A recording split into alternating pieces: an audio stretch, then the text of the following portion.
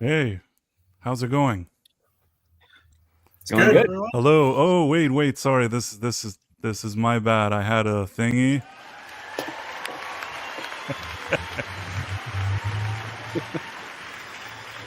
Bravo, everybody. Okay, so we're here at Quantum Leap Revisited. This is the show where we go back to the original Quantum Leap series. We look at these original episodes, classic episodes, and we kind of review them, discuss them, watch clips, give our analysis, talk about it. Coming from a very positive place, a lot of people like Quantum Leap, the classic show. I think the people on this panel can appreciate a show like this, and we're here to just have a very kind of positive. Of course, if there's something bad about it, we can mention it, but we're overall here to have a positive discussion, almost like celebrating Quantum Leap, especially the classic episodes. And today we're in our first two episodes, we went over part one of the pilot, which was Genesis Part 1, and then Genesis Part 2. But today we're going to go over Starcrossed, which has it has Teri Hatcher in it in an early role, and it's the third episode of the series. And the reason why I think this episode is kind of interesting is because they got the pilot out of the way, which I think it was a very good pilot for whatever, and I think a lot of us talked about it last time. This episode is important because as much as the pilot is important, what happens the next day? What happens the next episode? And this one really gives us a good idea of what they were planning and the kind of production they had. Before we kind of look at some clips, let's just go over our guests. We have, first of all, Ro from Scarif Podcast. He's a veteran broadcast news guy, and you can hear him on Scarif Podcast. He does a lot of stuff. He has his own YouTube channel. Definitely worth looking into his stuff. Ro's a good guy. Does a lot of science fiction, a lot of Star Wars. Mostly the Star Wars that's good, not the Star Wars that's not good. We'll dabble on either side of the camp a little bit here and there. It's okay. But a lot of good, though. I was trying to say something positive at the end of the day. A lot of good stuff. Yeah, and even when it's bad, you're not like, mean about it. You just maybe just don't like it, which is fine. I'm mean about it, but we're not all the same. One of the greatest episodes of Ro's podcast is when him and his original founding co-host, Brad, do a podcast where they talk about everything they like about The Last Jedi, but kind of sarcastically. And they go, oh, I like one of this, but oh yeah. It's a good hour. We tried. That one's really tough to find anything good about it. I think that, it's really, really tough. Next, we have Script Doctor. He is a professional screenwriter. He has his own Patreon where he teaches and gives guidance on screenwriting. He has his own YouTube channel also that focuses on this subject. You can also see him regularly on Midnight's Edge, and often, I think, on Midnight's Edge After Dark as well. How's it going, Script? It's going well. I'm excited to be here because this is a great episode to discuss. I agree. It has great payoffs for like much later in the series too. That's surprisingly true. I know exactly what you mean. That we'll get to it, but I know exactly what you mean. Next, we have Sean Krummel, the artist. How's it going, Sean? It's going. Made it home just in time. Sean had a lot of stuff going on today, but he rushed home to be able to get to this podcast on time, even brushing off some family, I think. Yeah, throw a sidekick out. Yeah, you kind of put him somewhere else, and you transferred them to an undisclosed location for a few hours, and now you're here with us. You have Sean has his own channel, Sean Krummel, the real Sean Krummel. He does a lot of stuff where he draws. He does this kind of art stuff, old school retro comic reviews, things like that. Very interesting. He also does his own kind of live stream from time to time talking about pop culture. He also has his own sticker collection. I put it in the description on Etsy. Sean Krummel Art. He designs his own stickers. Highly recommended. Really cool stuff that Sean is doing. How's it going, Sean? I'm good. How are you? I'm doing good. Are you excited about Quantum Leap Episode 3? I always am. Yeah. It's not as Okay. heavy as the first two, I would say, or the It's pilot, also- but it's right. it's good. It's also shorter, and yes, it was like less to that one required a little more work. This one is a little more breezy. Nick, we have Nick, who is a local. He's a minister at his local church. He has his own locksmithing business and his own ranch, amongst other activities that he does. And he's got goats. Goats. I didn't want to say that. I was gonna let Nick talk Hey, we're about it. we're all friends here, man. He's got goats. Come on. He's got goats. Well, I did Goats say are fun. I did say that he owns his own ranch. I mean, yes, he also has goats. Well, I mean, Sorry, that's what it sorry, mostly I'm- is. I'm I was gonna say a sorry. goat I'm a city guy, so I find that intriguing. I mean, I do too. I personally don't have goats, but I think it's cool that you do, and I appreciate that you do all this stuff. Very cool. How's it going, Nick? It is going good. I kind of had to rush here too. I had my last job. As a struggle. The guy was so high that he kept trying to tell me how many locks he had, and he was counting them, and he only had 4 locks, but he kept coming up with 5 because he'd lose count by the time he got to 4 and recount the first one. Oh my god. So, and then I got home and I was like, "Oh, we haven't done homework with the kid." So I'm like, I got to get this done. I got to get You this quickly done. did the kids' homework and You came just out to do doing the. You're like, it's great, kid. It's great. Is that really how you want to spell that word? The volcano model is just like plaster seeping down and stuff.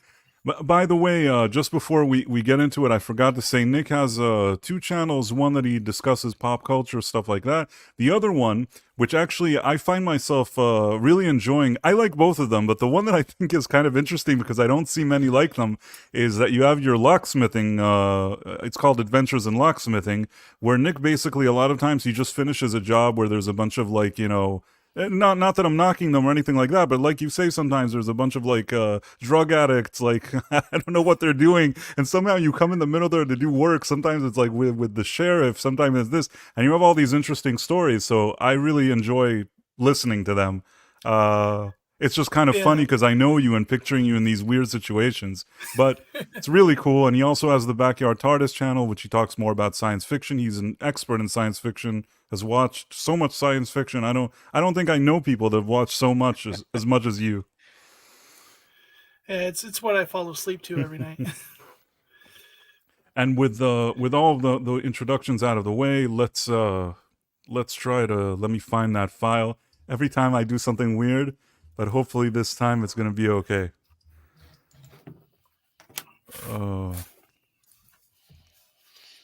Let me make sure that this is, yes, okay. So basically, the reason I kept this in here, and what we usually do is I just talk a little bit about the scene, but then we stop and we all weigh in with our comments. What's interesting here is that you could tell that they still haven't 100% found the right formula how to recap what the show is about. And I feel like until someplace in the second season, maybe in the middle of the second season, they're trying different things. In this case, it's Scott Bakula narrating. It's Sam explaining what happened in the previous 2 episodes, explaining that he's kind of setting right what once went wrong, what Al's role in this whole thing is, mentioning what happened in the previous episode. He's like, Al is my Tonto. I'm the Lone Ranger without a mask. Even the original titles is different. It's a lot more simple. Later, you have kind of... It incorporates more footage of him, and it's maybe here they just didn't even have maybe they didn't have a lot of footage at this point. That's what I'm thinking. Yeah, Right. I think they only had like the first 4 episodes completed by the time this was ready to air.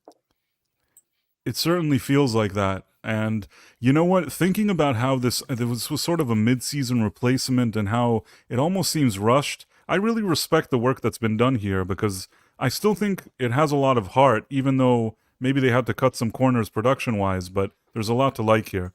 Was So this he- show this was this show a mid-season replacement back in the day? I think it was. It was brought in for sweeps. It was actually greenlit in I think March because I completed pilot season of that year, and then the network ended up canceling a show and they needed a quick replacement, and so they just inserted Quantum Leap while they were still in production shooting the rest of the series, and that's why you've got the gap because like first season I think is only like 8 episodes or so. Right. If you include the pilot, it's 9. But yeah, it's like 8 episodes, which was As a kid, I always wondered because it wasn't a common thing then that you have so few episodes in a season, not even 13 for a mid-season replacement. 8 is very low. Script, you want to explain to the 19-year-olds in the chat what we mean by mid-season replacement show? So mid-season replacement show, it's something that actually kind of rarely happens. It means that a show that was greenlit the year prior, which premiered usually in fall, late September or so, was not performing well. And cancellation was determined usually over the holidays prior to pilot season, which starts every January.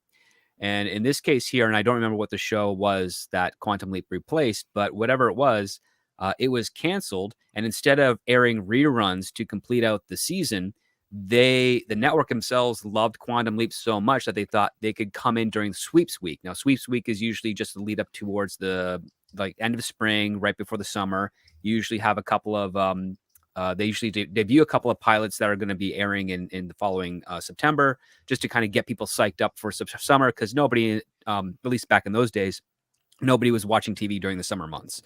So that would be your reruns. That would be a couple of prestige pilots and stuff that they want to kind of get people to sort of build up an audience to expect for the fall season. And Quantum Leap ended up being one of those shows. They premiered, gosh, I'll have to recheck the dates, but I believe, they premiered the first pilot, which was a 2-hour special. They premiered that on March 26th on a Sunday night to get people going for it. And it did so well that they decided, okay, or at least the pilot did very well initially, that they decided, okay, we're going to air this in March instead of September. And they're going to do it on Sunday nights during the Sunday night specials, because they used to do a bunch of TV movies on Sunday nights. If this was, didn't matter if it was NBC, CBS, or ABC, that was kind of the block that they liked to do it in. And it performed really well. And instead of just maintaining it like that way, which they did a couple of episodes, they're like, nope, we're just going to keep it going. And they had it carry out through April, and I think all the way into May. And then once that just closed out the season, and then they said, yep, that's how we're going to do it. We're just going to air all these episodes out now and let it complete up the season. And then we're going to pick up where we left off in September. And what they ended up doing is, they, instead of taking a hiatus, which they normally do, especially on these types of shows, they skip the hiatus so that they can meet their season 2 premiere deadline and also have a full season 2 ready to go for the next year. Because I believe season 2 was a full 22 episodes. Yes. So basically, in one traditional season time frame, you have 30 episodes back to back for Quantum Leap. Considering the level, in my opinion, of the episodes, I mean, yes, they're of their time, and yes, I feel like some of these things seem a little rushed, but I still think that, considering that they were launching a show with such a new and different concept and the type of work and how much they put in, you think what these kind of shows do today, and they need to get 10 episodes done and they can't do it. Yeah. Well, they're spending a lot more money today, and it's going into a lot of waste, in my opinion, which is why we're not getting the density with regards to output of the shows. And the other part too, which I think is also tragic, is each Quantum Leap was written at a time where every episode was to stand on its own. And this didn't fit the exact format of a serialized show. Because, and I noticed this from rewatching it, is that once you get, I think, into season 2, the tags at the end where Sam leaps into another body, they don't match up to the subsequent episode. He leaps into something else. And that has to do with the fact that they retain the original air format, because this show got syndication really quick and it was rerun randomly. So they didn't want to keep people confused over the order of episodes. Exactly. I do like that it seemed like you could, well, when I watched them in reruns or whatever on Sci-Fi Channel in high school, it never really felt like I was missing much, because he leaps out, he leaps in, and it felt like, with the exception of the end where they show you the next place he's going, I never felt like, oh, I need to watch these in order. I could just enjoy them as they came up, if that makes sense. No, it does, because one of the things that makes Quantum Leap so fun to watch is each episode is very self-contained. It's about that story, that adventure. It doesn't feed into something else down the road, or at least not intentionally, until you get to some of the two-parters that happen later on in the series. Yeah, and that's something that unfortunately, and again, we won't get into long conversations, that I feel like in the reboot or whatever, in the sequel thing, they really don't get it, and they try to keep doing all these additional things that are just unnecessary. And sometimes you got to keep it simple. The original show keeps it simple and understands these kind of self-contained adventures. I think it does it really well. Before we continue to watch, I just want to say hi to a few people in the chat. We have Peter, we have Red 5 Network, that's associated with Ro, Paulo Kelly, we have Forgotten MMA, we have let me see, Tex Rogers. Thank you all for being here. I'll continue to sort of look at the comments as we go through the episode. So I see you guys here, and we're all thankful that you guys came by. And now we're going to start. So he leaps into his classroom, and there's ladies looking at him. It's in 1972. He's an English literature professor, and they're all kind of giving him eyes and stuff and looking at him. And now when he's outside, he's looking at his driver's license, sees who he is. And one of these ladies that was looking at him, which he can tell from the notebook that her name is Jamie Lee, she's kind of like all over him. She wants to go with him and do stuff. In the middle, he sees Teri Hatcher walk by, which is his, I guess it's his former fiance. Yep. At this moment in time, it's his former fiance. Well, it's his future former fiance. In this context, yeah, it's his future former fiance. They kind of Deborah Pratt, who is Don Bellisario's wife at the time, wrote this episode, and she gets a couple of time dates mixed up, because it's either 10 years from now is when they get engaged, and 12 years from now is when they're supposed to be married, or 10 years from now is when they meet and then get married. Like, it's a little confusing. I was watching this episode and like, what are they getting married in 82 or 84? I can't be certain because it was a little bit all over the place there. In the early episodes, I feel like there's a few inconsistencies there that at some point they sort of align them all, but in the earlier days there are some weird things that happen in the show. It's not too bad though. Mm-hmm. Just chalk it up to Sam's Swiss cheese brain. Yeah, that's how you can explain it. So Right. Donna's, And, Teri Hatcher smooths all that over. Yeah. Yeah. I agree. It's like I want to just say something. Perfect casting. Teri Hatcher is perfect casting for this, because you kind of see her and he's like, oh, like he doesn't even want to talk to this other girl that's all over him. He's like, sorry, lady. And like, no, and it's nothing personal. I mean, the other one's fine, but I'm just saying it's like youthful Teri Hatcher is walking by. You kind of understand why his focus is elsewhere now, And oddly, kind of like in the previous episodes, this lady serves as exposition here. He's like, oh, that's Donna. Like, I want to go speak to her. And she's like, no, she works at this bar. She works between this hour and that hour. And it's like, somehow between the two ladies, you get the exposition. You don't even notice that they've shoved it in there. In my opinion. And now they arrive at his place, and this is the part, and maybe you guys know, that I've always been a bit puzzled about. Why do all these young ladies like him? He looks kind of like a bum. Right. He's Yeah. a great The writer, same thing. or a passionate writer. Teacher. They're in love with his mind. Yeah, they're in love with his mind, his knowledge, and I guess what we later find out, he wrote a book with regards to the meaning of life and romance. And I think it just hits women at that age, which makes it very, very skeevy in regards to a tenured professor who's really only there just to hook up with co-eds. And what's also strange is he's at an all-women's college. Right. Right. And it gets skeevier. It does. Well, I think it also, the episode does a good thing of playing out, she's got the typical jock boyfriend, and you see this trope sometimes in shows where they do like the girl wants the older man because all the boys their age are dumb jocks, and they're just interested in one thing, and they want someone who's expand their horizons and sophisticated and someone that knows more about female anatomy than male anatomy, essentially. That they want. Richard Brooks writes, the professor supplied the grass. Maybe it's possible for that era that he could get away. Maybe he's kind of like this artsy. Maybe it was the 70s.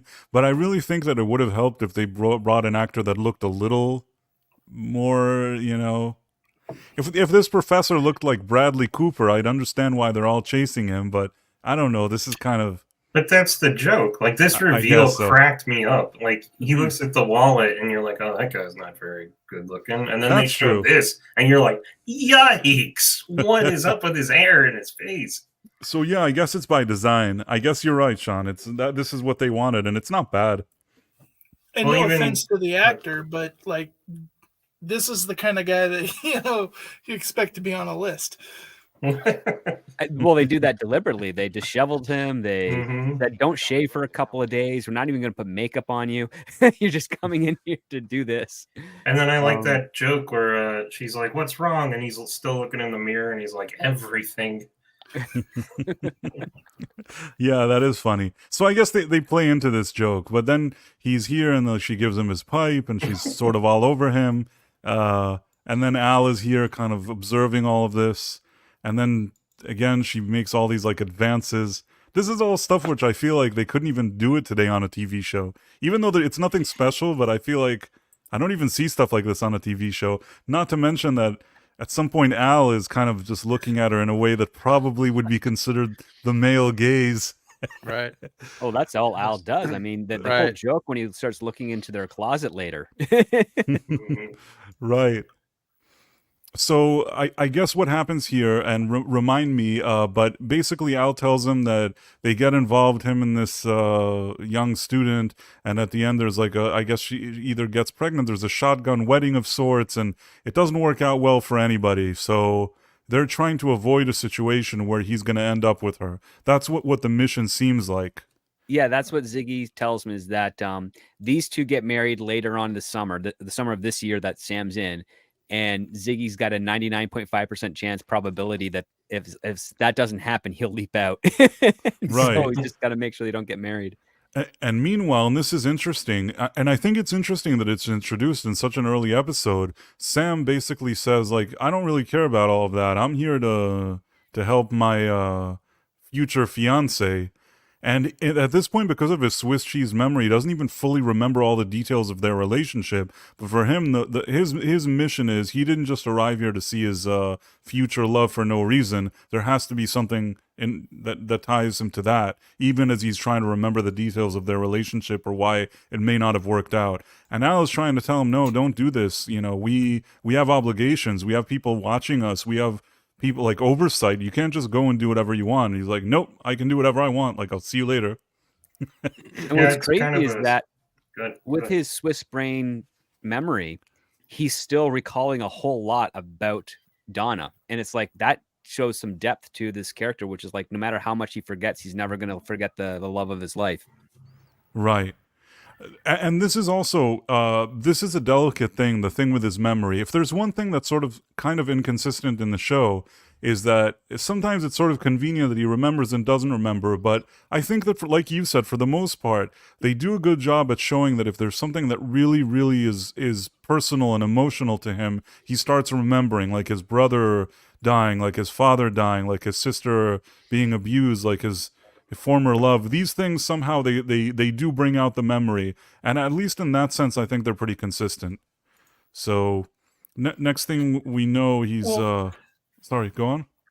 I was going to say, I think this works with the show. You think of the setting that they put. He's leaped into somebody who's into poetry, who is this romantic kind of theater type person, and this is putting him in a situation where it is calling out his romantic side, which allows him to put into this character's role real easy because he's focused on that and, pulling on his heartstrings. I agree. Yeah, I agree. This is it's a nice thing that they kind of put him in this position, especially since he's a physicist and he's usually not that kind of teacher. I think it's pretty well done. So here, I do like the jabs at English Lit, though, because Yeah. I mean, I had to take that as an elective when I went to college, and I was taking like English history and writing and theory and a whole bunch of stuff. And English Lit was the most pretentious, boring of all of them because it was not really about the actual literature. It was about what the professor felt it actually meant. And it's like, yeah. And that's usually what is being mocked here. Right. The professor interprets it the way they want it. And then if you want to do well on the exam, you have to agree with the professor's interpretation of it. Yeah, it's affirmation 101. Right, exactly. So here, I guess Al is trying to stop him. He's like, no, don't do this. And meanwhile, this is also a nice little thing that you see later in other episodes, that he's basically talking to himself and people don't know why. We see this in many episodes, but it's nice. It's kind of the first time that I really see something like that. Then they're inside this club, this kind of college, whatever it is, where she works. This is also interesting, and it's something that I don't recall seeing in other episodes, that because of the neon light, Al's hologram is sort of glowing. Yeah, it's glowing. It looks fishy. But I kind of like that they did this. It's not something I remember in a lot of episodes, if at all. Like, I don't think I remember exactly this in another one. And that was the rage back in the late 80s. If you guys remember the old Tron stand-up arcade game, when you walked in, it was all blacklit. And if you had something, white, like a white trim on a black shirt, that trim would glow, and it was almost like you were in the Tron, game. So it's, you got the Velvet Rock posters back there. It's all, that whole psychedelic late 80s stuff. I think they're going for 70s here, but yeah. But it was produced in the late 80s, so maybe it's sort of a hybrid between what was existing and what they were sort of throwing back to. Well, like lava lamps and black lights really did peak off in the late 60s to early 70s, and then we came back into fashion in the 80s. And Right. So, and it's sort of a happy accident. They made it in the late 80s, where these things are in again, sort of, and they're also in the early 70s, so it kind of worked for everybody.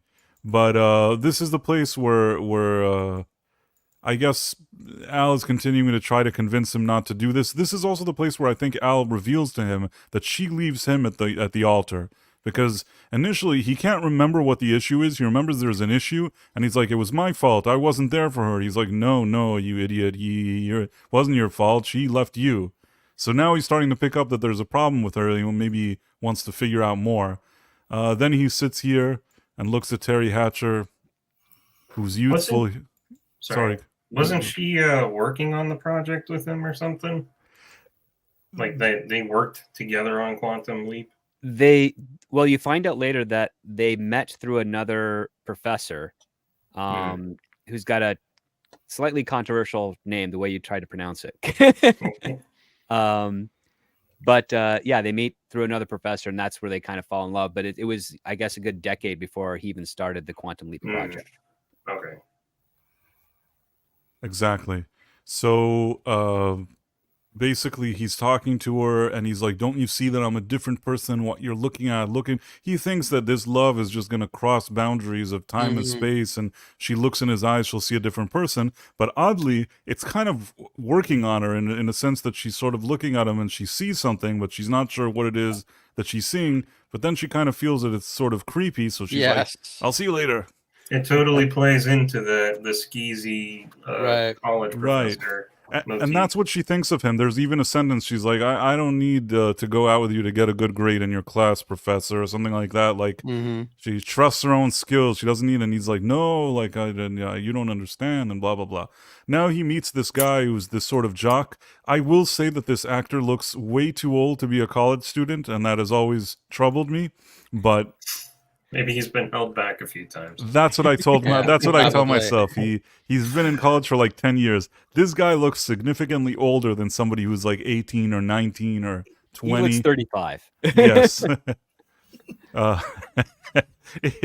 And like basically he's just like, oh, like you're trying to get with my girl, like the redhead one. And Sam's not even, he's like, no, she likes you. You should be with her. You should be romantic and do all this stuff. I'll give you advice on how to win her back. So he's trying to take care of this part of the mission.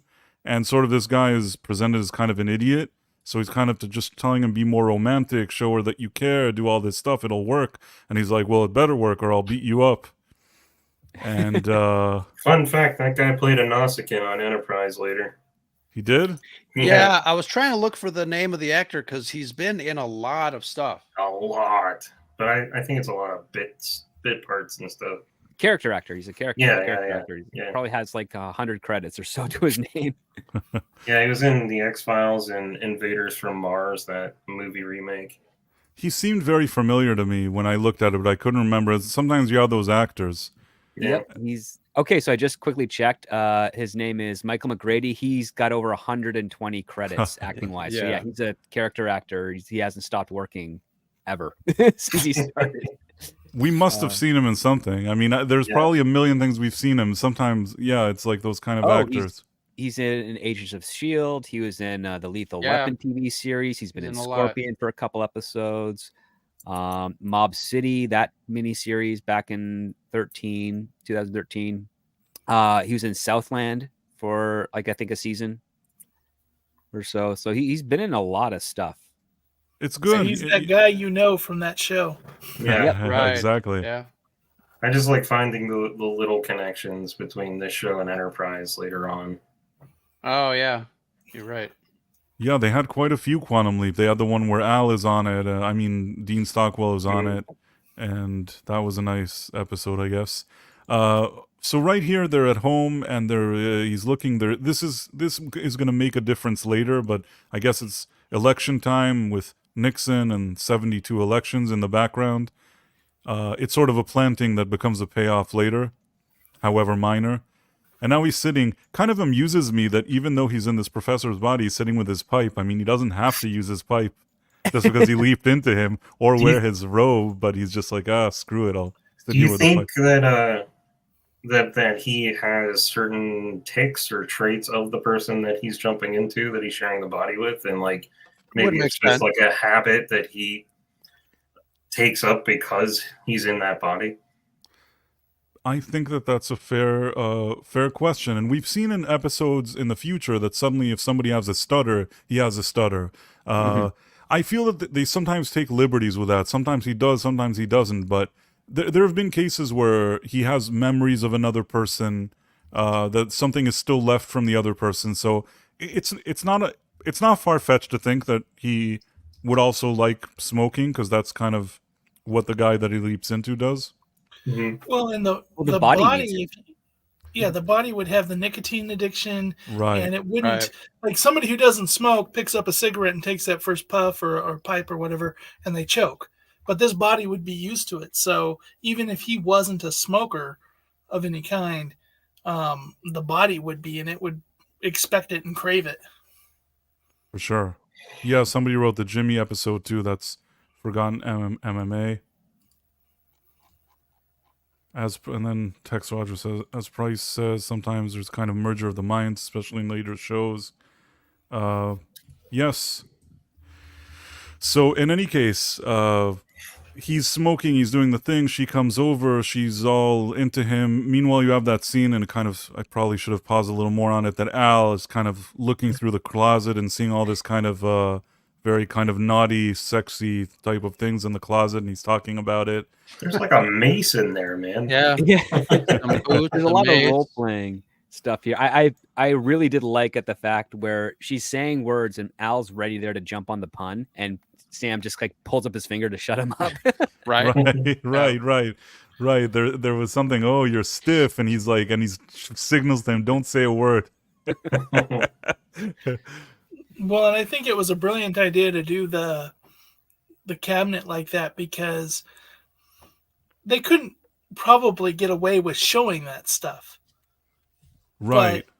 But they could go so far beyond what they could show by him being like, whoa, we already know he's kind of a worldly guy as it'll be. So for him to go, saucy. whoa, look at the stuff in here. Yeah. It's perfect. It's like a dominatrix Jaws. Don't show the shark, just imply it. Right. It's clever writing in the sense that they get away with a lot of sort of risque stuff, but it's being done in a way that you don't see, and it's sort of done with puns. I like that people used to put that kind of thought into writing, even if it was out of necessity. It's nice that people used to kind of have to think outside the box how to work around such issues. And if you're watching this with your 10-year-old, they don't get the joke. It goes over their head. Yep. Right. Now, if you're watching shows today, a lot of times they've got them in the bedroom. There's nothing you can't have the 10-year-old in there for that. But No. this you can, and you can play it for the adults, but it's still safe for the whole family to watch together. Totally. This was very family friendly, this show, I think. I mean, some would argue that maybe Al was a bit risque, but I don't know. I saw it as a kid, and I didn't think there was anything wrong with Al. I thought he was great. So he basically, at this point, he tells her that she needs to give the boyfriend a chance and do all this stuff, and he's trying to get more information out of Al. And you can remind me, there's something, I don't know if it's here, that he starts to explain to him that there's a guy called Weissman from the Oversight Committee, and they're not happy with what he's doing, and, they're causing problems for him, and that he has to stick to the regular plan and not start doing all this stuff with Donna.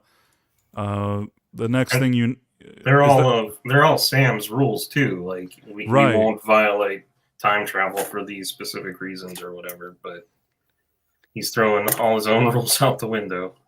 Not only that, I mean, Ziggy, the supercomputer he helped design, was saying the only way we can bring you back is if you correct someone else's life that you shouldn't be doing. Right, and it's also interesting, even though it could be part of the Swiss cheese or whatever, but it also could be not Swiss cheese. It's just a matter of he had all these rules until he saw a person in his life, the love of his life, and suddenly none of these rules, he doesn't even care about them, which is interesting. Mm-hmm. This is the part where he sees her in a classroom, Teri Hatcher, and he impresses her with the mathematics, which is surprising that he knows because he's actually an English lit professor. And then he talks about like time travel and theories, and he wants to hang out with her, and she's interested in what he's saying, but she doesn't want to kind of go with him because she thinks he's an older sleazy guy. But then they're like, oh, we can go to the public library, which is a public place, and then I guess she's okay with that idea. So they're sitting around and talking about time, and there's a nice montage of them laughing and I don't know what, and then they're at the bar. He explains his string theory with his belt. Yeah, time travel pickup lines are the ones that work the best for me too. Start talking about quantum physics, got him wrapped around my pinky. It's a good strategy. Well, and he wrapped it in as poetic. Right. He did it as poetry. So he did what he is, but he was able to do quantum physics as poetry. Exactly. And I kind of like that he's poetry and he's doing the quantum physics. You have Al here that's trying to help him. He brings like this weird apron with hieroglyphics, and he's trying to help him with the name, but he's like, somebody's listening to me. Oh yeah. And there's a part that he gets pulled away. Maybe it didn't get into I this think it's edit. later. Oh, it's later? It's this scene where he's trying to like send a coded message to Sam, because one of the rules we learn is that no one else in the hollow chamber can see what Al sees, and vice versa. So you can step into the hollow chamber, but it's completely empty, does no visuals and stuff. Only Al can see it, and vice versa. And I think that's kind of funny because he's literally talking in front of a bunch of people that are just observing Al. And then Ziggy's saying, wait, you're sending coded messages. And he's like, no, I'm not.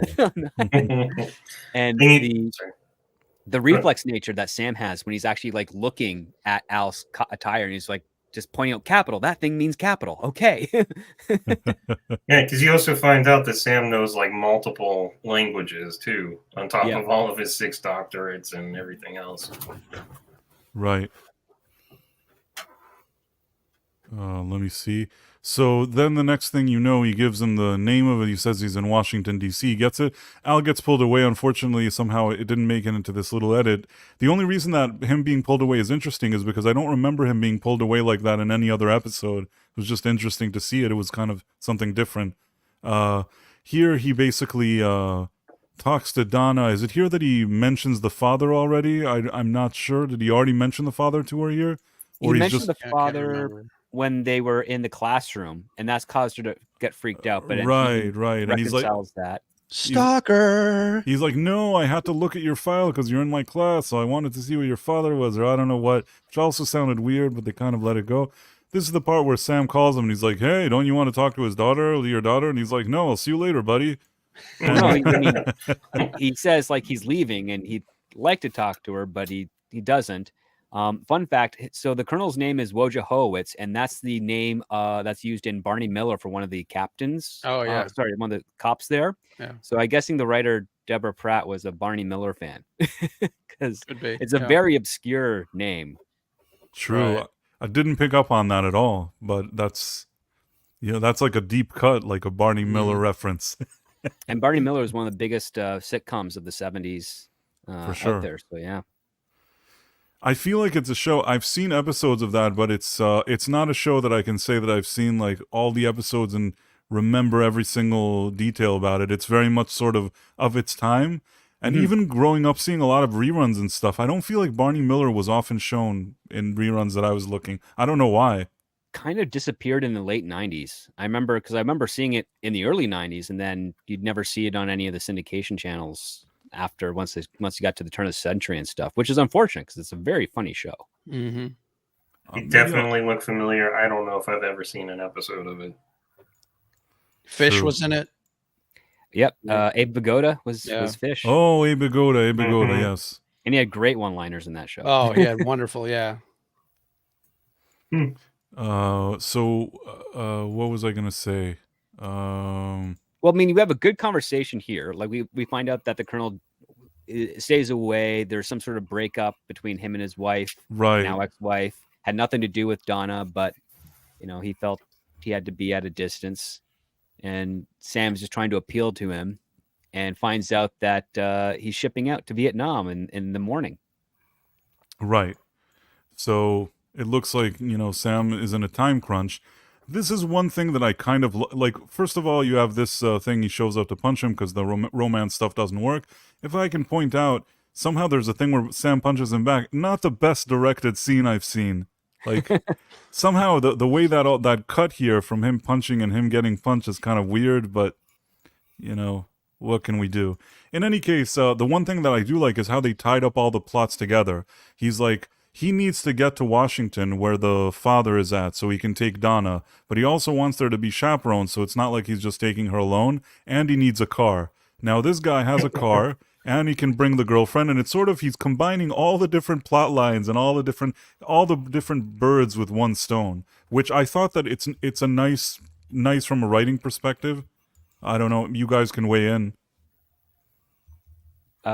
Yeah, so I mean, one aspect here is you find out what Oscar's flaw is, and that is, as much as he does love Jamie Lee, he keeps on using derogative terms like horny instead of things that actually she wants to hear.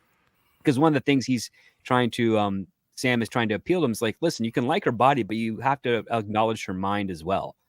Like she's got to be more than just a piece of meat to you. That's what's causing, her not to fall for you. And it takes Oscar some significant time to figure that out. Right. I did like that, even though it wasn't the best directed thing, but I like that Sam punches back. Mm-hmm. I like from day one, he's a professor and all that stuff, but they never make him a sucker. You know what I mean? Even from day one, there's something heroic and adventurous about him. And even if some weirdo comes and like punches him in the face, immediate instinct, like, it doesn't matter how many degrees he has. Yeah, he punches him back. Don't punch him and he doesn't react, Well, he's a farm boy. He's got to have some spunk to him, I guess. Sure. For sure. I like that, the jockey, he's taken so far back by even the suggestion of this. He's like, in that order? Right. Yeah. He's like, he's still trying to figure out, like, you're not trying to get me to take my girlfriend with you. Right, he's confused, but I liked how Sam combined between all I like the writing, I like his plan generally, and at this point now they're in the car. I guess Sam is driving it with Teri Hatcher in the front, and they're in back, and he's trying to be more romantic. Meanwhile, they do a little pit stop. It turns out that Al, he did something kind of naughty. He set up Tina, who works with him, to go kind of do some stuff with that Weissman guy, and now he's sort of extorting him into leaving everybody alone. And even though Sam thinks that there's something ethically wrong with that, he kind of lets it slide because he just figures at least at least things are going the way he needs them to, so he kind of just lets it slide, which is cool. I like that. I like that they're very different. Yep. Mhm. I like also that Al says he'd never sleep with another man's wife, but he sleep with this one woman's wife, this one guy's Mhm. wife, and he just goes on a tirade about how attractive she is and how much of a jerk her husband is. Right. These are great So- moments. Oh, sorry, go on. I think it's great how they're building their relationship and their friendship, because we didn't get to see their friendship, what the relationship was like before he went in and leaped. You know, Right. so we're kind of putting the puzzles of how close of friends they are. You know, at first it's just, oh, they're coworkers. Now, but here it's like, at first he was like, no, you're breaking the rules. You can't do that. And yet he was willing to try to help him to get in trouble and do that. And now here he's doing something that is unethical. You know, Sam was doing something that by all rights of their program was considered unethical. Mhm. And now he did something unethical to help Sam, and Sam's a little, hey, you shouldn't. But it just shows like they have this, no matter what, they have each other's back. They don't Mhm. always agree with each other, but they always have each other's back. We also get a great clue, which is that as soon as Al sees Donna, he recognizes her. So now we know that their friendship goes back to at least many years, to the point where Right. he and Al, Right. Sam Right. and Al knew each other possibly before even Sam met Donna. Did you guys get a feeling that these two characters were friends even in the first episode? They have such a great rapport Yeah. Mhm. in their It seemed acting that way. together. It just seemed that way. I mean, I don't think you needed that added oomph, but it's nice that it's there. But they definitely seem like they go way back. But I agree with Script in the sense that it's almost like a toss away line. He's like, oh, that is her. And like, Yeah. that's all he needs to say. And you're like, okay, so Right. these guys know they go back sometime if he knows his great. personal life this way. It's such a short sentence. It's such a nuance. Again, so many shows, and I'm not even going to go in the specific New Quantum Leap. I'm just in general. So many writers today don't understand that type of nuance. It's Right. nice Oh, to see dude. it. They do a joke. I think it's like late second season or early third season, where there's something about a joke of a wedding, and then Al makes a joke about how nervous Sam was at his wedding. He's like, "Wait, was I married?" He's like, "I said too much."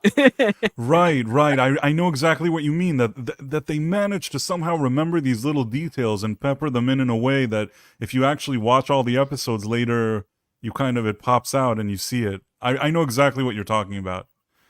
So at this point, I guess he understands that Al's taking care of the issue. Now they're driving there.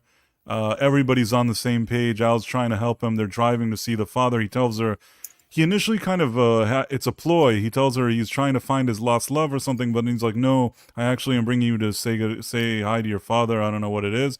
And then he comes in and these police officers are like, no, you can't go in. So he's skipping one really interesting point here, which is while they're driving there, like she knows that they're going to go see her dad. Like that's one of the reasons why she's with him, but it's the reason why. So like Sam says, well, you remind me of someone who I was in love with, many years ago, a lot older, who had issues with her dad. And she was a physicist, and that's why he knows so much about math and stuff. Like he finds a way to really reconcile his true past to the character person he's inhabiting in. Yes. And he's reaching out to her. He's like, listen, if I feel like if I can help you, at least the person that you are meant to be with is not going to suffer the way I have and maybe not turn out like me. And she's really like swooning from that. And it kind of gets her on board for the rest of this journey. It's also nice because until that moment, I like the loose end here, that until that moment, she could have thought, like, why is this English literature professor? Why does he know so much about physics? And that they managed to somehow tie that up in the script is also a little nuance that I like. They come here, these police officers, he's like, this is his daughter. They're like, no, you're not allowed to be here. We'll see you later. And then he walks out and he's like, oh, maybe there's an open door here. He finds it. They sneak in. How creepy it is. Like the real vision of the doctor here. There's some old guy sneaking in with a young lady in the back room. Washington. That's every night. I guess Washington you're right. in the 70s. Washington in the 70s. This seemed like a regular. Like, yeah, exactly. Like they would be surprised if this old man was just wasn't with a young lady in 1972. True. And then later on, and today, later on add when we another figure 15 out years on that guy, and there you go. You got the same thing. yeah, too funny. So she comes in, and then she's like, I'm sorry, I shouldn't have come here. He's like, no. Like, then the father is suddenly a decent guy. It's like, it's not your fault. I'm sorry. And then they hug and whatever. And meanwhile, like, Sam is just like, I'm going to let you two do your thing. She's like, no, stay. You're so wonderful. Blah, blah, blah. She like goes to talk to him. This is the creepy part. It's a bit creepy. He's like, if I were younger. If I were younger, he's like, if you were younger and I was older and whatever. And then he like kisses her on the nose, which is kind of weird, but whatever. I mean, if I were the dad, I would be like, yeah, I'd be like, excuse me, sir, you're Right. like older than me. Like, why are you kissing my daughter? But He's going in the car. I'll keep the engine running. Then here, like, you know, these guys start becoming a little more romantic. And meanwhile, the police officers are finding that there's an open door. I will say go back to that. The open door? Are you able to click back? Yeah. Yeah. Oh, locksmiths are going to say something. There's no actual latch. No, there's gaffer tape over it. Oh, No, that's why. yeah, he's got tape over it. Yeah. No wonder it wasn't locked. It's gaffer tape that's covering up the lock, because you got the female on the inside of the frame, and then the gaffer tape coving up the latch, the male part of the lock, so it doesn't pop in to secure the closing aspect of it. Right. Oh, but that figures into our 1972. Now this is the nice part that you like when I initially saw it or when I was looking at it, I'm like, well, that's very convenient that there's an unlocked door, but then it's like, oh, it ties into this whole Watergate thing, that it ends up being that all of this is happening in Watergate and the scandal and with Nixon. I think that's kind of cool that they sort of even thought of somehow explaining the situation. Sam doesn't know why he hasn't leaped, but then and then also Al tells him, well, how do you know she's going to marry you? Maybe she'll marry this other guy that she was engaged to before you, because she would skip out on her fiancés because of her relationship with her father, so you may still lose her. And somehow Sam is kind of optimistic. These two guys, they kiss, and then once they kiss, he leaps, and now he's a boxer and he gets punched, and the episode ends. Yep. But I think it's hysterical, especially the jokes that they have there, where Sam's like, I don't even remember the history of Watergate. And then Al's like, oh, the Republicans would love you. Exactly. I love the whole Watergate thing, because I loved when they did that in Doctor Who too. So and in Forrest Gump. Just, yeah. Just tying that little bit in there.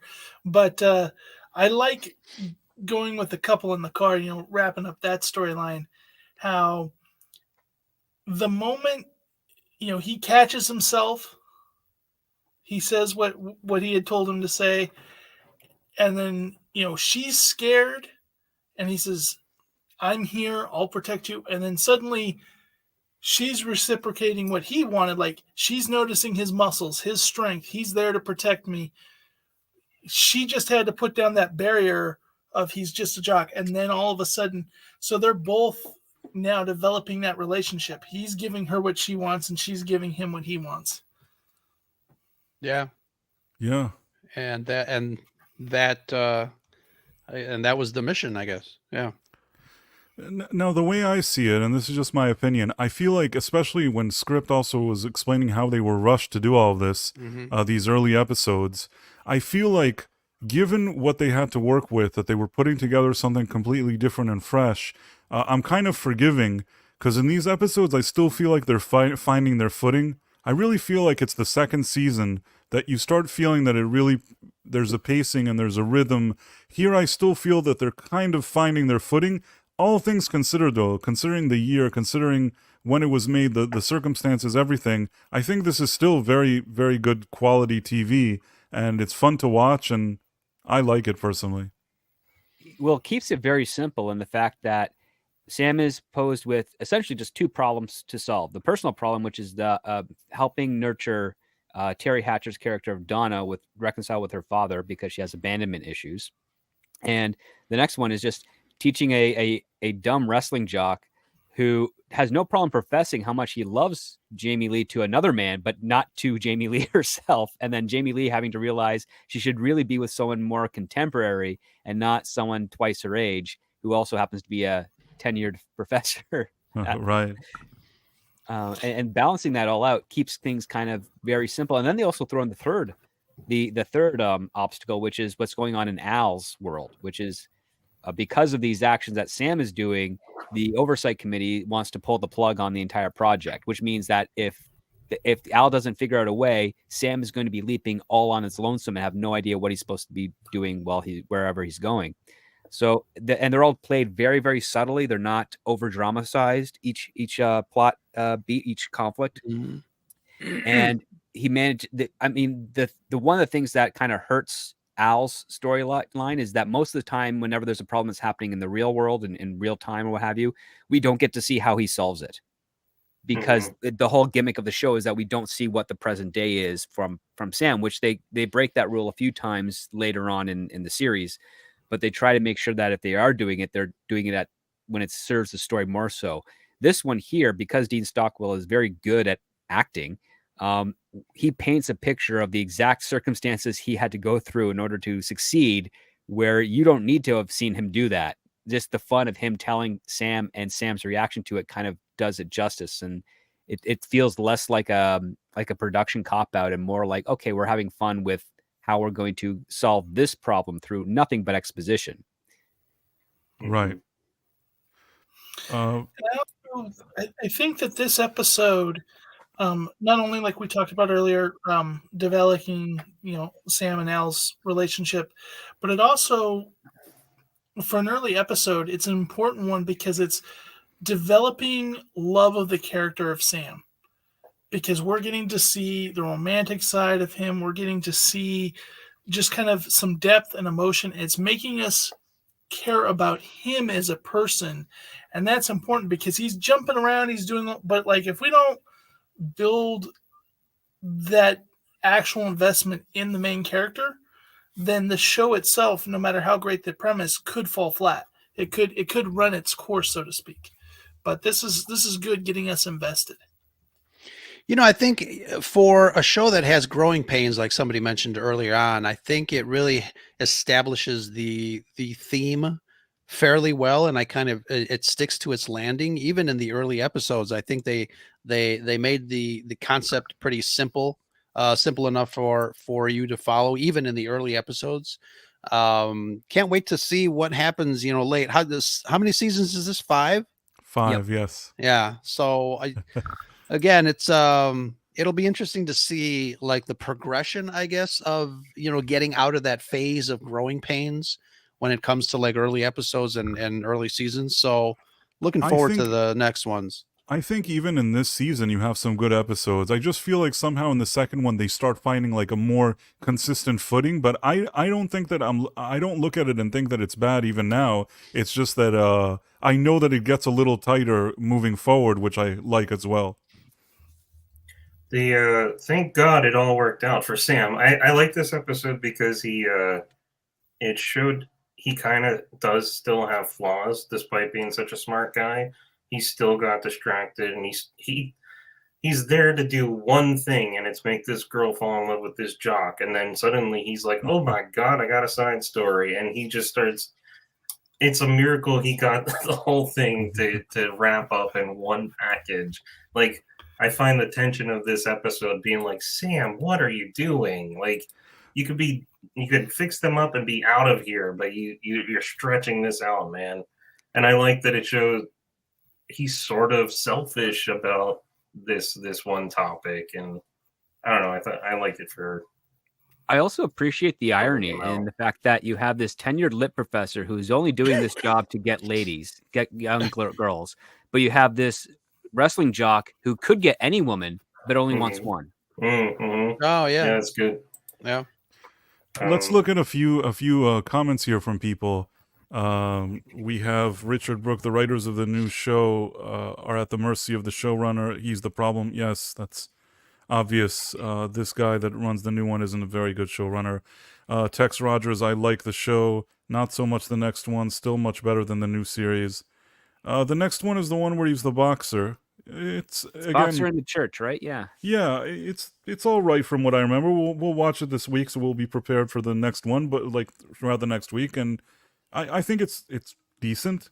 Forgotten MMA, I honestly feel the showrunner was thrown on a project last minute. Didn't NBC fire the original 2 guys? Again, not to focus too much on the sequel trilogy, the original two guys were these kind of third-generation disciples of J.J. Abrams, and they initially developed the show, but somehow the network didn't like what they were doing.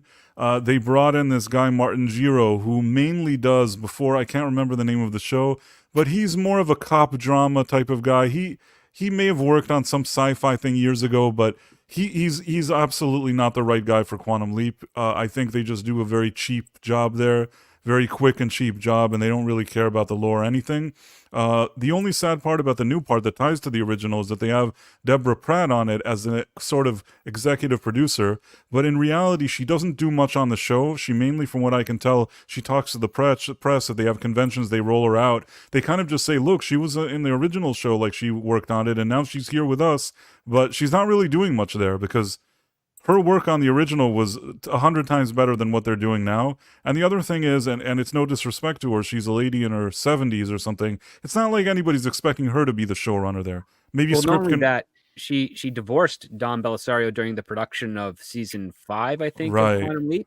And Yes. there might be some animosity here because Don really loved that show. And I know Pratt loved it at the time, but if she could maybe just put her name on this one and then not have it be or fit the theme or honor the original, that could be a little bit of, love woman scorned type of issue going on here, which is not beneath a lot of people in Hollywood.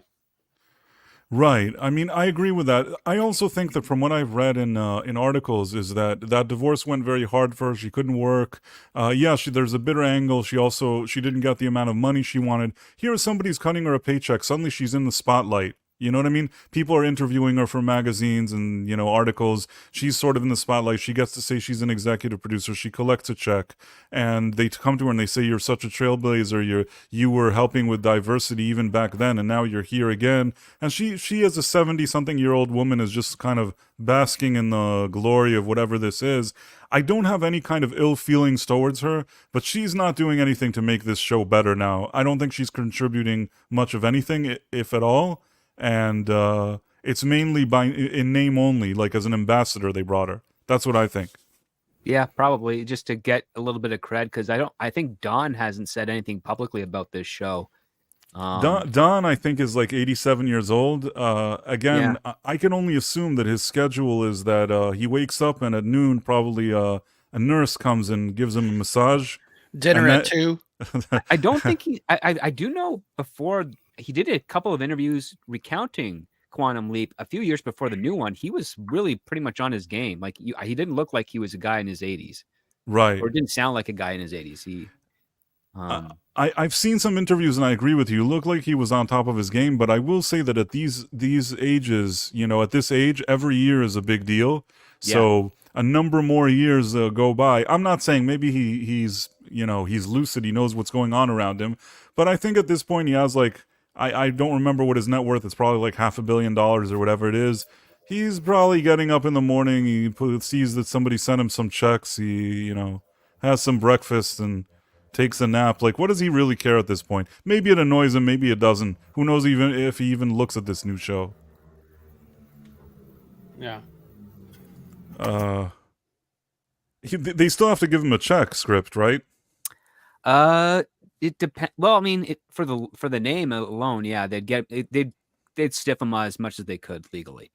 In these days here, especially with the way revivals are going, some very crafty lawyers have allowed to take the original IP, revamp it at its core, where it only shares the name, but it's become its own independent license and independent project. Star Trek is a great example of that. So there's the Star Trek LLC that was created essentially by Desilu Studios that is owned by Paramount.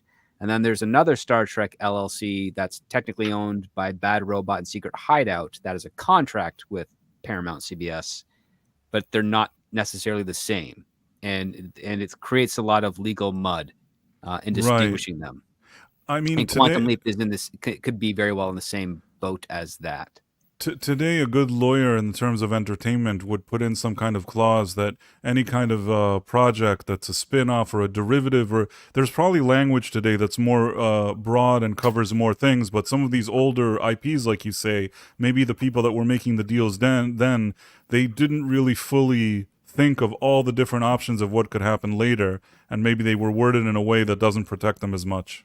It's a little bit tricky because you can go on IMDb and ask and just Google, just search up a very common sounding movie title and see 5 or 6 entries of it, all made at different times, and they're also not the same genre or same connectivity, and that has to go with certain trademarking and copyright issues, which is that if you're going to title a movie or title a franchise, there is a chance that you're going to run out of words or combinations and variations of words, in which case you can only do it when it pertains to a certain license and all the details and numerous specifics to relate to that. But if you change it enough, it can then be its own distinct thing and still have the same title. And that way you can technically, in one regard, avoid brand confusion, and in another regard, not. Like there's a number of movies like called Forgotten. And it's like, okay, you can't really trademark and copyright Forgotten, nor can you you can attempt to make it into a franchise, but other people are going to want to be able to use that name because it's a very common word. Combination like Quantum and Leap, yeah, you can kind of play around with that and still do your own thing. Same thing with Star Trek, what have you. Like I think they gave him an EP. I think he gets an EP credit on the new one, Belisario, but they probably, you say, they're probably made sure to pay him as least as possible. I want to go just a few comments before I forget. Paulo Kelly, Price or Reason. Let's just please give credit to this week's episode. You mean of the new show? That one was actually not crap. I disagree with you. I think it was crap. I'm going to do a separate video on this channel explaining why I think it was crap, but let's just focus on the new one. Tex Rogers, she's 71, turning 72 in December. Yes, that's right. Donna is 88. Has the same birthday as Sam Beckett. I didn't realize that. Let's see if there's anything else. I remember Donald saying in an interview that the rights of Quantum Leap was a mess. I'm maybe Script knows more. I don't know the details, but before we ask him, Nick, you have to bounce.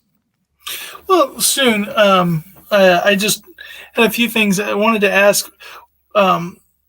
This is always something that's in my thought, but what do you think happens right after he leaps to these characters that we're seeing in this episode?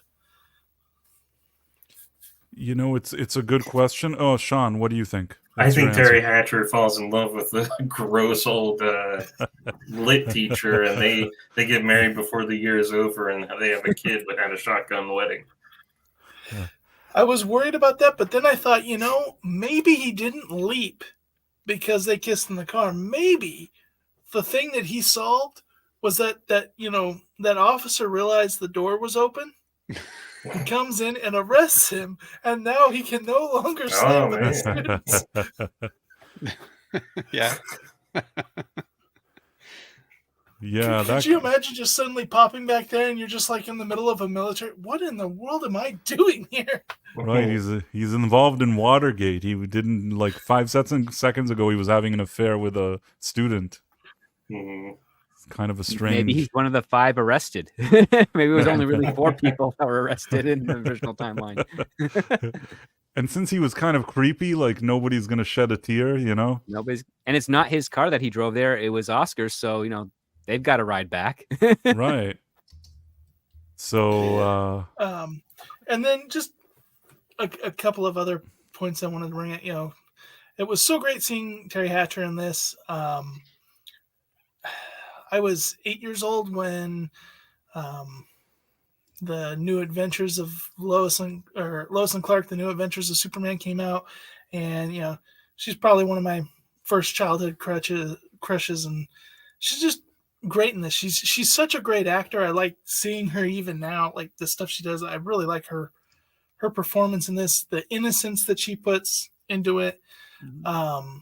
And then I wanted to comment on something that you asked me last week, Price, that kind of took me on the side of, how the show handles the spiritual nature. Right. And I think they kind of take it from a different angle in this episode of, he's like, maybe this is where I'm supposed to be. Maybe this is like some cosmic, big plan that I'm supposed to fix our relationship. And he's, doing that. Whereas other times they're thinking about maybe it's God, maybe it's this. And what I really appreciate about this show is they don't say that that's what it is, but they also don't treat people who believe in that. Like, these are scientists, and yet they're willing to entertain that thought. In the part that And he narrates, when he narrates at the beginning, he's like, "Oh, the boss has his own remote control," and he changes the channel, and that's sort of a implication that there's a stronger force than him that's sort of sending him to these places. But go on, Yeah. I think. Well, and I think, but that really shows a change. Right now, you see in a lot of media, there's this push to make people who have religious belief look dumb or uneducated, or to present that if somebody is a scientist, that they're smart enough to know there isn't these things. And I feel like doing it the way they do it in the show, it just gets It's it inclusive. gives something. It's inclusive. It brings everyone there. Whether you come from this walk of life or that walk of life, you can come in, and it doesn't make you feel like, man, for somebody like me, I can't get into the show because it's constantly berating my beliefs. It leaves it open there. Well, that's one thing that's kind of very different about this show, is that it never tries to berate beliefs. One of the aspects that very few people today realize is that the Vatican funded a lot of scientific research prior to the Enlightenment, and still does to this day. And there's a lot of scientists that have, if not an outright belief in religion, at least have faith of some kind. Like, they may not subscribe to, Catholic, Old Testament, the Torah, or Islam or anything else, but they're like, there's something out there. And maybe man's interpretation of what that is wrong, but we know that there has to be something else, because we the best guess we have is that everything that ever existed was at one point in one spot, very, very tiny and very, very small. And then now it's this big, large, infinite thing. So there's the question, and that's the faith. And maybe it's divine, maybe it's not, but regardless, it's worth exploring. And they don't want to be dismissive of that. And that's why I think is fun about this show is, for lack of a better understanding from the characters, it's like, well, maybe it is God doing this, or maybe it's something that's akin to that, or something of there. It's like there's some otherly power going on that's causing this to go here. The double-edged sword of the joke is that it's the showrunner. The showrunner is making him do all this type of stuff because they're fictional characters, but they're trying to bridge that gap and say, listen, science and faith and belief is not a bad thing to have. They can work together and not necessarily, hurt each other. Or they're not mutually exclusive. Exactly. Right. Yeah. Yeah. And it's this type of nuance that we don't see much of these days. And even in this new show, I feel like, again, we won't dwell on it, but I feel like when I keep mentioning all the things that this new version abandoned, I feel like it doesn't have this type of nuance either. It very much feels this kind of quote-unquote modern times type of show that does all that kind of trendy agenda stuff without really missing the heart and soul of the original, which is what I like about the original. Well, one thing that I kind of like about the original is that it plays with the idea that, let's say, yes, God is doing this to have Sam correct things that went wrong. It then shows a flaw with God's design, because nothing should go wrong in God's design. Everything should happen for a reason. So it kind of allows you to disassociate a little bit with the man's interpretation of the religious aspects, and goes into, well, maybe existence is perfect in one regard, but the concept of free will allows for variables. And maybe this force is trying to say, well, let's still use free will to correct something that should not have happened because of some bad choices, and maybe kind of get people back on track again, and make that part of their plan, or make that part of existence itself. It's really just a fascinating concept to play around with, because again, the one thing we cannot deny as human beings is that we are interpreting these stories as they're written in the past by people who are also interpreting those experiences from a human perspective. And if human beings are imperfect, and God is perfect, then obviously our interpretation of whatever God is doing is not going to be perfect either. And that's where you can have fun with it. That's where you get all the exploration and understanding of ourselves, and what in our places and our meanings, and trying to do good and trying to do right. It's all just us just trying to reconcile someone else's perspective, or some other being's perspective, that is far beyond anything that we can fully comprehend. But the little bits that we can get is putting us in a direction which we hope is the right direction. Yeah. And I think one last thing before I go, the the show is all about bettering one's lives, overcoming this obstacle that derails their life and bettering it. And in a lot of ways, that is what faith is about. It's about taking morals, learning lessons, bettering yourself through faith. And so but at the same time, it's also all the science, timey-wimey craft that it gets you there. So it is a good merging of the two. I agree. Some comments from Ro. Let's start. Oh, you wanna bounce, Nick? Yeah, I gotta bounce. Okay. But thank you all. Enjoyed it, and I will definitely great be to see listening you. into the rest. Right, great to see you, and we'll hopefully see you here again soon. Yep. All right. See you later. Us four will just sum up. Any thoughts, Ro, about this episode? No, continue to watch it. Obviously, I like chatting with you guys. It's again, I said this last time, I wasn't really into this show when it first came out. I knew of it and I knew its premise. It's just, for me, Scott Bakula at the time was not a big draw for me as an actor. But do you appreciate him more now when you look at these things? Yeah, I mean, again, I watched Enterprise because it was a Star Trek show, and I really loved the work that he did in Enterprise. I think he's a great actor, and going back, kind of back in time myself, jumping into early version of myself and rewatching this show, I think it's great. I think I'm really enjoying it. Cool. Sean, how do you feel? Oh, how do you feel? Just we're summing up our thoughts, how do you just sum up what you felt about the episode? I like it. I watched a lot of episodes when I was a lot younger, so I'm with the whole Teri Hatcher thing. It just makes me.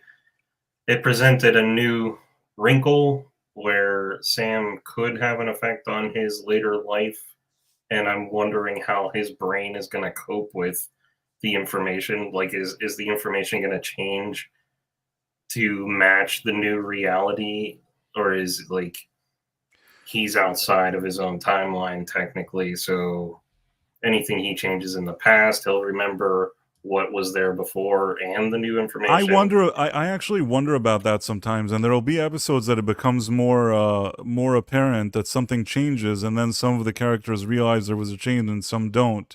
It's one of those things with time travel shows that sometimes it's difficult to explain those, and maybe the less you think about them, the better. But Script, what do you think? How would you sum up everything?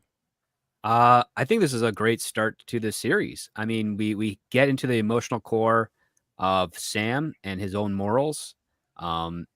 We get a little bit more of what's going on with Al, and I like the fact that this is one of the few times where Al doesn't have the handheld control and has to keep hitting it to get Ziggy to complete their sentences. But this was just a really sweet and endearing, simple episode. And I think it's got a great cast of characters. Teri Hatcher really shines, and it explains a lot why she was cast in this role. Fun fact, for many years on IMDb, she was never credited in the episode until someone went in there and said, "Hey, you got one of the biggest stars of the 90s in the second episode of this series. Why isn't she listed on your show credits?" It's weird, but they've corrected that since, of course. But I mean, I just like the fact that we get a bit more understanding of Sam's personal life. Like before he left, he did have someone who he was in love with, and even though she left him at the altar, he didn't. We got the impression that he didn't really move on. He just focused more on his work, and she stayed with him throughout that entire. And the fact that this is sort of becomes relevant in different points later in the series in a very kind of interesting way that's not overused or overdone. I kind of like how it all comes together at some point later. Yeah. As far as what I think, and when I watch these episodes, the main thing that I think is, beyond everything you're saying, I agree with what all three of you said, and Nick. The one thing that I keep noticing is what great performances we get from Scott Bakula and Dean Stockwell. I feel, and I think I've seen this in interviews with not with Donald Belisario from recent years, or 5-10 years back, that he said on a lot of these scenes where you're trying to sell all of these kind of abstract ideas in science fiction and things like that, the acting of and the chemistry, the on-screen chemistry between Scott Bakula and Dean Stockwell really helped sell these ideas. And I think that we're seeing it, and it's so important. You know, you think sometimes that it's not important, but it's so important that the acting is good, in my opinion. You can have all the special effects in the world if you don't have good characters. It doesn't mean anything. Right. So this show gets a lot right, and right out the gate, it's doing something new, something interesting, and it doesn't take shortcuts. I think that it does, not with the writing, not with the acting. Maybe the only thing is you could say, well, the visual effects are kind of simple. Okay, fair enough, but it's like what you just said, Sean. I mean, sign of the times. Right, but you know what? I still will enjoy watching a show, even if it doesn't have the best effects in the world. If there's a good story, good characters, good writing, I prefer Absolutely. that. Yeah. Yep. So I guess this brings our Quantum Leap Revisited episode to a close. I hope, of course, all of you are invited for next week, and I hope to see you guys again soon. And to all the people that were here, I'll just go quickly. Let's say bye to some cool people here. Scrolling. Ooh, there was a lot of Peter D, Red 5 Network, Paulo Kelly, Forgotten MMA. Hold on, Tex Rogers. We had, I think I said Paulo Kelly, Michael Quaid. Thanks everybody. Richard Brooks. I hope I didn't miss anybody. Thanks for all. Wait, there was somebody here. Dust. Hi, Dust. Thanks for showing up. Richard Brooks, I hope I said. A lot of great people. Also on other platforms, we had a Stevio. Thanks for everybody for showing up. It's really, really nice. I'm looking forward to seeing everybody next week. You all have a great evening. Now I'll put on the outro. Are you doing next week? Because I believe that is Thanksgiving. Oh, okay. That's right. Yeah. Of course, if it's a holiday, then obviously we won't do a holiday if it's Thanksgiving. So thanks for bringing that up, Sean. Holidays don't count. So if there is it is a holiday next week, then that won't be an episode. But the week after that, I think should be okay. Thank you so much, Sean. I was just advertising a show that's never going to take place. But yes, after Thanksgiving, of course.